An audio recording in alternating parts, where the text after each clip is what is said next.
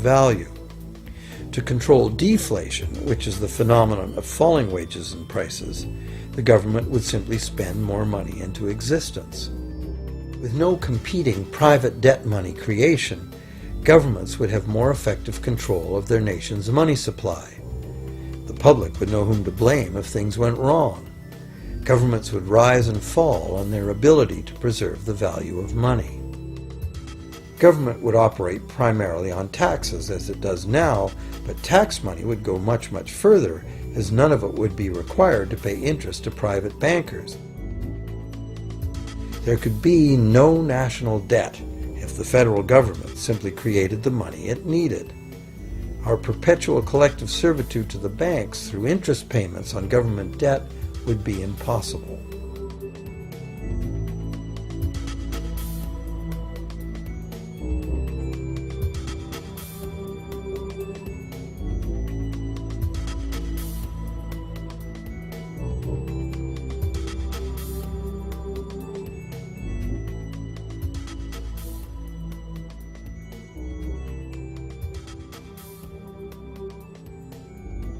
What we have been taught to believe as democracy and freedom has become in reality an ingenious and invisible form of economic dictatorship.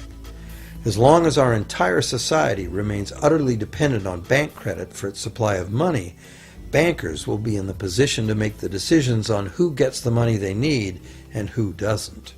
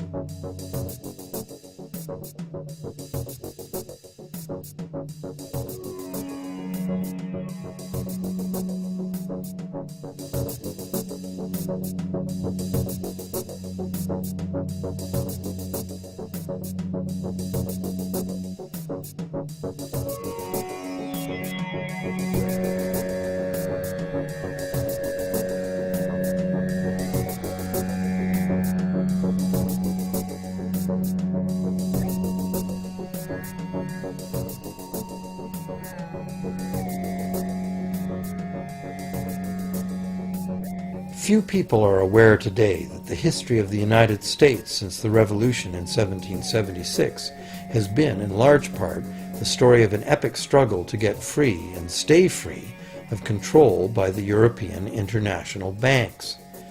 This struggle was finally lost in 1913 when President Woodrow Wilson signed into effect the Federal Reserve Act, putting the international banking cartel in charge of creating America's money.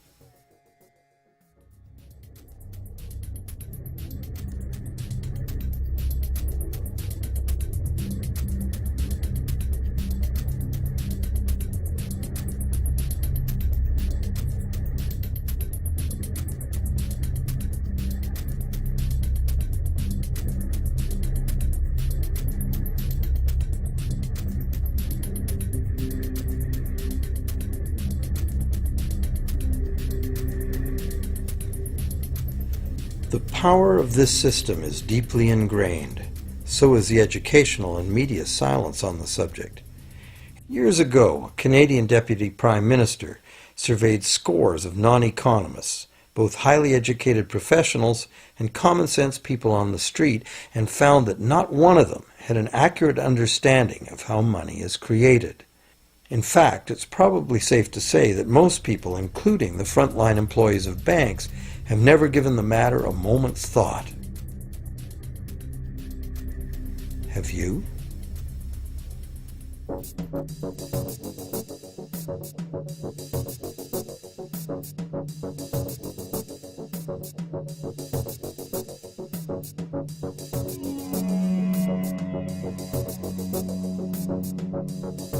The modern money-as-debt system was born a little over 300 years ago, when the first Bank of England was set up with a royal charter for fractional lending of gold receipts at a modest ratio of 2 to 1.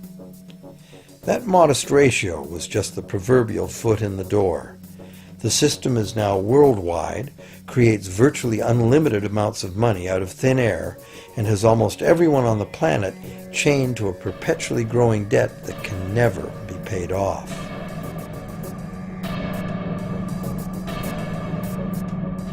Could it have all happened by accident? Or is it a conspiracy? Obviously, something very big is at stake here.